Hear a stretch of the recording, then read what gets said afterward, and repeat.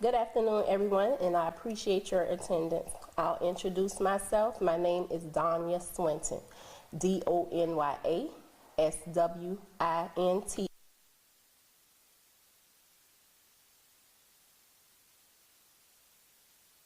Transit Union Local 1324 at Chatham Area Transit. The reason for this conference is to clear any strike rumors and try to answer any questions you may have honestly to the best of my ability. I received legal and public correspondence from Chatham Area Transit on a rumored strike, and I did send back a letter to Chatham Area Transit. I will read now to you all.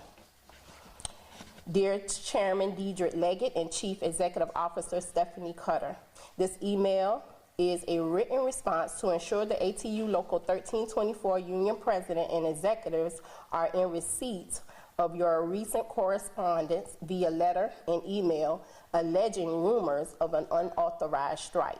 Your letter appears to rely on unspecified rumors. The union states unequivocally the union has not authorized, encouraged, promoted, or endorsed strike action. Any suggestion to the contrary is based on rumor and speculation and not fact. The union is deeply concerned that executive leadership choose to issue a formal legal threat grounded in speculation and unverified rumors rather than first engaging directly with the union laborers. Elected officers of Chatham validate any information needed. Escalating a rumor into legal posturing does not strengthen public transit, nor does it improve bus transportation for the citizens who depend on Chatham Area Transit daily. The union members remain committed public servants who report to work daily under difficult, challenging, and often strained operational conditions to keep CAT operating. They continue to transport hundreds of thousands of Chatham County residents, including seniors, workers, students, and vulnerable populations, despite staffing shortages, equipment failures or the lack of, and safety issues, and service reliability issues that are well known to both management and the riding public. When buses fail to appear due to lack of staffing, passengers understandably assume that the operator is late or at fault. In reality, many trips go unassigned, and also faulty, high-priced, non-functional technology is to blame. This operational breakdown places frontline operators in daily direct conflict with frustrated passengers, which creates unnecessary safety risks. These are the realities faced by laborers and riders daily, while many of you are safe in the comfort of your office with no vision or plan to correct these failures. Management continues to reduce and cut service, save money, instead of correcting our issues. If there is frustration among frontline employees, it is not rooted in unlawful intent. It stems from long-standing operational, workplace, and safety concerns that have yet to receive meaningful attention and corrective action from executive leadership and the chairman. The public deserves clarity. There is no verified strike action that exists.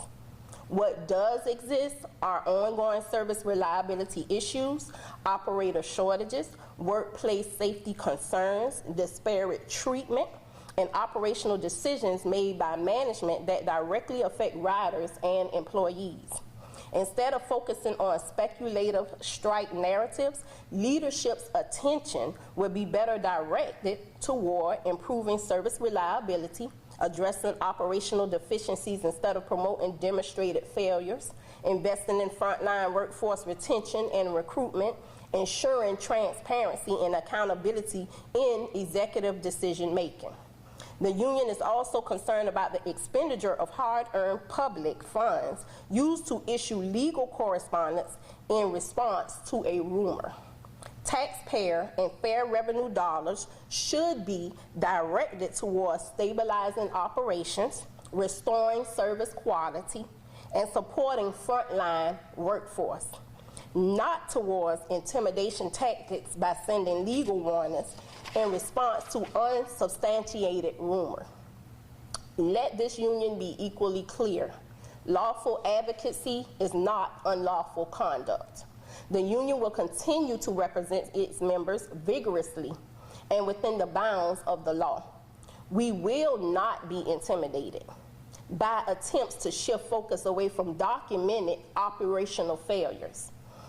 For the record, the responsibility for managing this organization rests with leadership that includes staffing levels, service reduction, and system performance.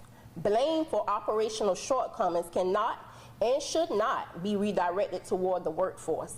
The union is not responsible for management, failed or delayed reasons to retain, hire, and promote a healthy and non-disparate treatment work environment.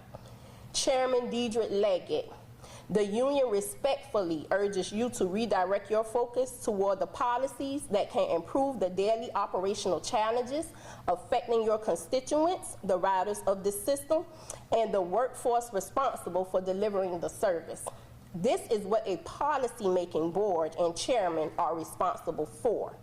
Due to the fact that you are implanting yourself into day-to-day operations, the service is drastically failing under your leadership.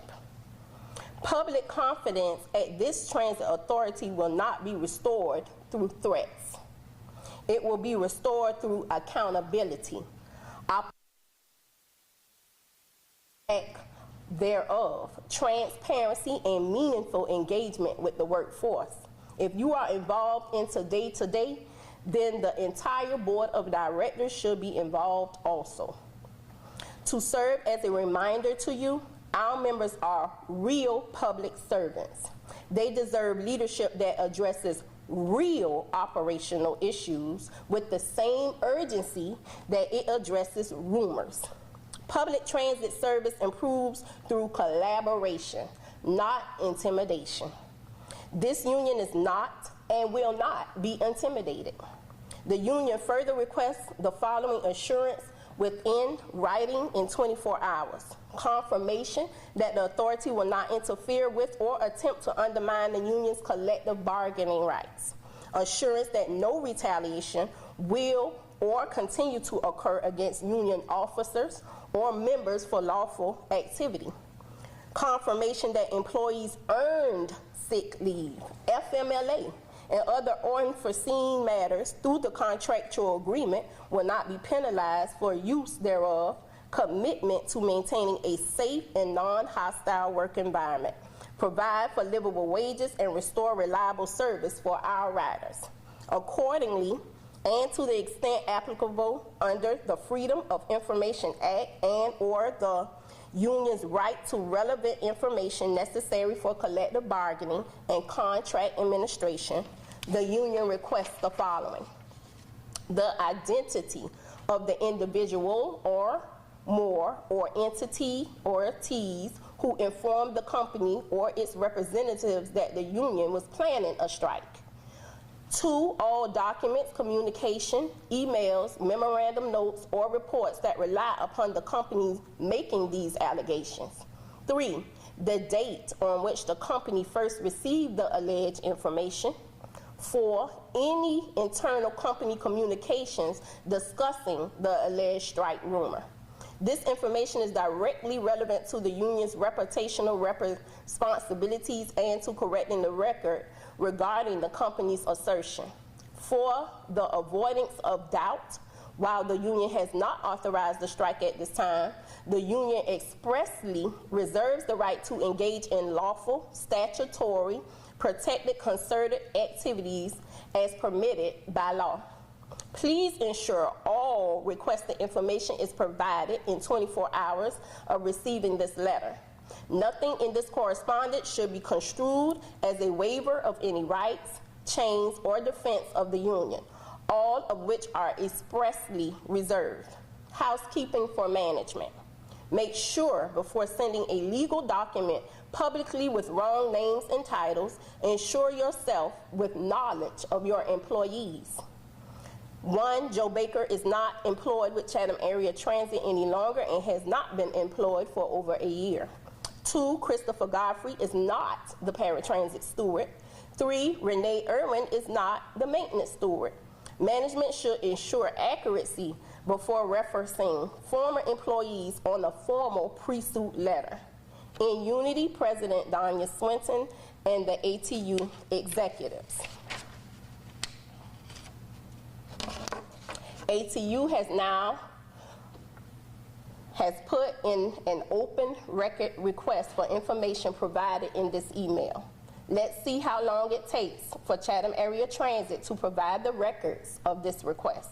We want to be open and transparent and stop any rumors that may cause unnecessary fear-mongering among our employees and our public.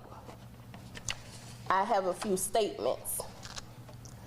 I read over some of Deidre Leggett's statements, so this is the rebuttal. Deidre Leggett's statement said many of our riders do not have other means of transportation, which means folk from across the county rely on CAT buses to get to work, school, the doctor office. And it's our first and only job to make sure that they get to where they need to go every time on time. This was in his quotes. If the chairman and management focus was on our riders, why is our core business suffering? Why are the core routes being removed and service is being decreased? As soon, it will be decreased again. Operators are being placed in unsafe work conditions, and our passengers are also being exposed to unsafe conditions due to irate individuals that use our services, and this is due to the lack of service. If the chairman and management was concerned and truly focused on the rider means of transportation, why almost every week, at least 2 to 3 weeks out of a month, they remove 2 of our core route buses, which are transported by 2 of our members to transport the bus bridge. This transports passengers from the downtown area to and from Hutchinson Island every 30 minutes to an hour. The union does not understand that the union understands that we do have riders that work on Hutchinson Island, but normally a work shift is 8 hours, not 30 minutes to an hour. We have spent millions of dollars that are invested in ferry vessels, and too often the vessels are inoperable. Tourism is an important piece, but it is more important than our core routes, which are everyday tax-paying citizens.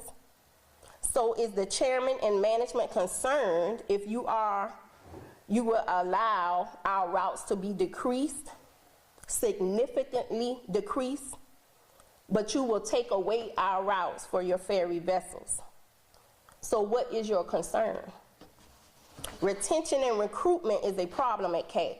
Management takes the easy way out by continually reducing service on our core routes with no plan to restore the service that is already reduced.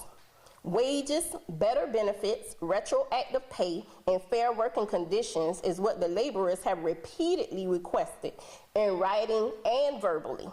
And this documentation can be fact-checked. It is not hearsay. Spencer Demick, who is the CAT spokesperson that does not work at Chatham Area Transit, which means they have thousands of dollars to contract out a person to say what they instruct him to say, because a contractor is hired to perform any job exactly the way you pay them to perform it.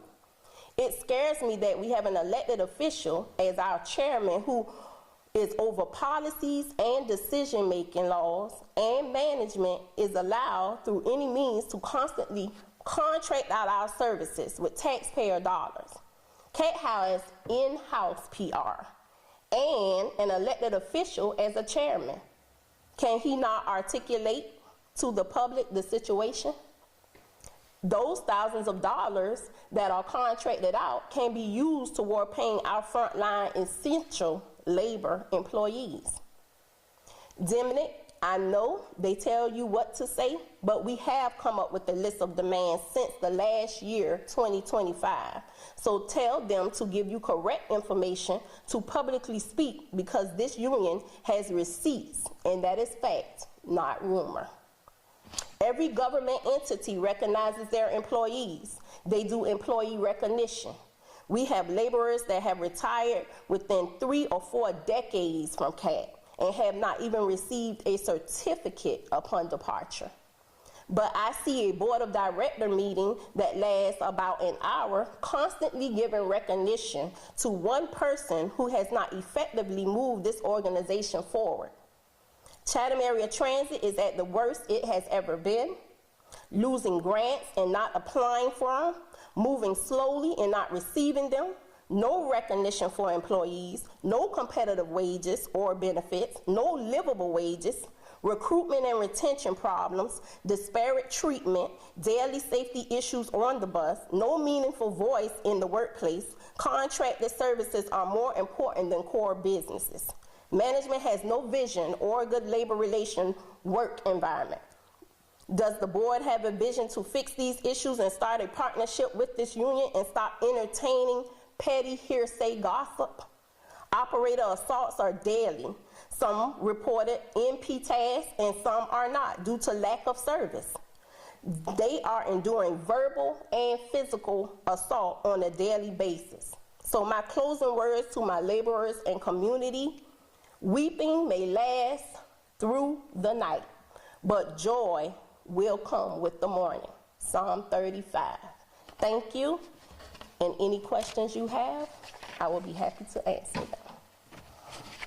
So it sounds like, I mean, from what you said, obviously there's no strike happening, but y'all have several concerns, and we made those, and we appreciate that. But, you know, it sounds like a big issue that you have is with Dietrich Leggett leading this authority. What kind of, I mean, you named some of the things that you want to see change, but I mean, is that him no longer being in that position? No, his position as the chairman is not a problem for me.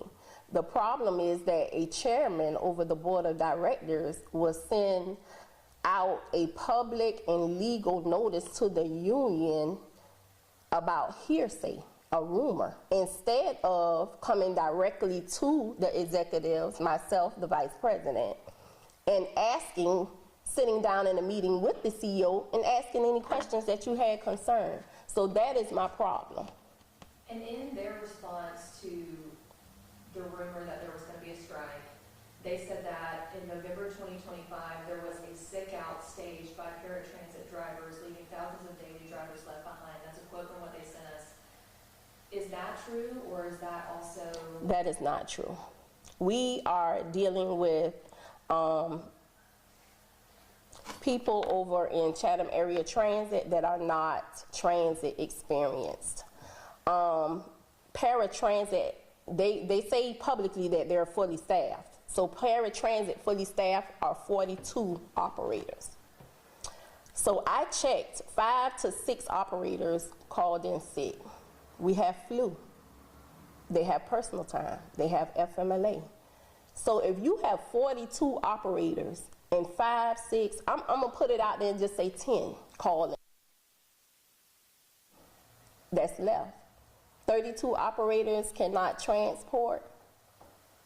So either your numbers are wrong and you're telling the public you're fully staffed and you are not. But 5 or 6 operators does not make up a strike. And for the record, because they don't know what a strike is, if you strike, it has to come from our international. And the president and vice president has to lead the strike, which means we cannot be at work. And we were working Monday, got off from work, and did not know what was going on. So as long as... And last question for me, talk about the importance of the union, making sure that drivers are protected and also passengers as well. Being that we are having a lack of service, like last week we only had 2 Abercorns on the road when we were supposed to have 5. These things are causing passengers and the public to be irate with the operators. Operators are working 12 to 14-hour shifts trying to help and assist in moving the public past their own shift. They are exhausted, they are tired. So if they do call in, it will be because they are human. If you work 6 and 7 days a week, 12 to 14 hours a day driving, you will be tired. You will be exhausted. But they don't take that into accountability because they're sitting behind the desk. And no one knows who they are. The laborers don't know who the CEO is. She doesn't walk through the building and introduce herself. So you have no knowledge of what is going on. Any other questions? Yes, I just want to confirm, so prior to receiving that warning letter, you had not been reached out to by anyone in CAT or Dietrich Leggett regarding those rumors of those strikes? No, I have not. I came to work 5:30 that morning. I got off at 2 o'clock, which is my normal shift. The vice president has the same shift on a different assignment. I stayed at Chatham Area Transit because I had a meeting with the COO, left, went home. I live in Pooler, went home, and from there, 4:30 or 4:40 that afternoon, it comes through an email, and I have no knowledge of what's going on. And all of our workers are at work. And what was your reaction to, as you mentioned, I mean, you had a meeting, as you said, with the CEOO, went to work normal that day to get home after a long day of work, after meetings, and then seeing that email come through and reading that email, what was your initial reaction reading that? I was in shock. At first I said, this must be a joke, because I see rumor. And I've never seen a $40 million company entertain a rumor. Our last CEO, Faye Massimo, that was her big thing. She always said, don't bring the gossip vine in the rumor mill here. But it seems that our current CEO entertains all gossip and rumors. And what do you think their intention was then, sending that email to the union? What do you think their tactic they were trying to do? I think they are trying to scare the public and turn the public against the union and the laborers. And how would you say the relationship has been with the union and with CAPO? I know you talked about the concerns, and I know we've spoken in the past regarding those concerns with bus drivers and overworking and pay. I mean, since that's all come out, I mean, have they tried to strengthen that relationship with y'all, or what is that relationship currently looking like? Obviously, with this email, no. They are not trying to strengthen the relationship at all. The laborers are not the concern at all, and they are the people who keep the organization moving so that they can sit behind the desks comfortably. But they are not concerned. They're tactic strategizing to destroy what they need to build. And I know you mentioned your initial statement was sent last night. You've given CAT 24 hours to respond with your demands. It's almost like I said, a couple hours until that deadline. Which is, I mean, what is your next plan of action if they do not meet those deadlines? Well, I want the public to see and wait to see that they were confident enough to put out a rumor hearsay of an unauthorized strike. But then when I asked to clear the union's name, if they produce, how did they get to this point without even contacting us? So we all will wait together and see. I know this follows months after Chatham County kind of initially talked about, separating from CAT, and that was a huge blowout that caught a lot of the attention's eye in terms of funding, how that was going to work. I mean, what do you say kind of months later? I mean, are you still seeing the same ongoing issues? And is this kind of showing the pattern? I know you mentioned this is the worst you see in CAT. Yes. How can we get to that point where we're seeing CAT improve? First, I think we need to clean house. I think that we need a transit experience CEO. I think that we need transit experience people under the CEO. And I think that we do need a CEO that is labor friendly. that can work with the union and build CAT to where it used to be, because previous CEOs were labor friendly. So that's how CAT thrived. And I think using the county as a scapegoat, like they're using the union as a scapegoat, detours everyone away from the actual problems that senior management is at fault for. And then two more questions for me. One, what is the process if there were bus drivers here in this union that did want to strike? What would the process be for that? How would that strike authorized? Is that even possible? No, it's not. You do not strike under Georgia law. And I'm a union president, so them sending that through, that's something I already knew. So that wasn't even in our minds. People have rightful sick leave. The flu is going around. I mean, we've had admin sick and union sick from flu.